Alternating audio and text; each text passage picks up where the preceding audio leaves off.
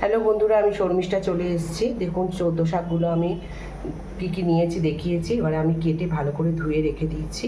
এবারে আমি এগুলোকে প্রেসারে দেব, দিয়ে সিদ্ধ বসাবো। শাকগুলো সব আমি ভরে নিয়েছি। এতে যতটা লবণ দেওয়া আমি দিয়ে এটা সিদ্ধ বসিয়ে দেবো।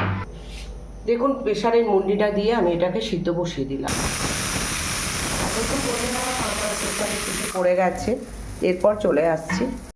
দেখুন নুন দিয়ে এটা সিদ্ধ করা হয়ে গেছে।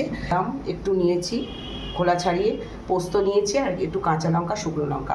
আমার কড়াই বসানো আছে। দেখুন একটু পরিমাণ মতো ভাজার মতো তেল দিলাম,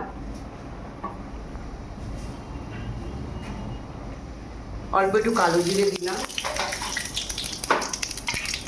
এরপর দেখুন আমি কাঁচা লঙ্কা আর শুকনো লঙ্কাটা দিয়ে দিলাম, পোস্ত বাদামটাও দিয়ে দিলাম, একটু ভাজছি।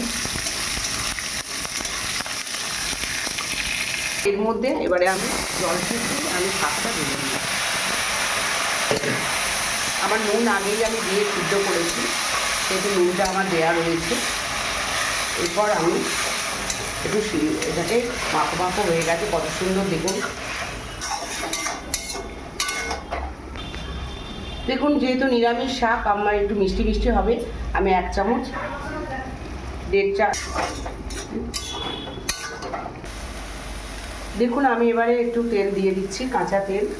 আর একটু হচ্ছে যে মশলা তো কিছু দেওয়া হয়নি, একটু আমি জাস্ট আমার বাড়িতেই গোলমরিচগুলো একটু ছড়িয়ে দিচ্ছি। আমার দেখুন চোদ্দো শাক আমার রেডি।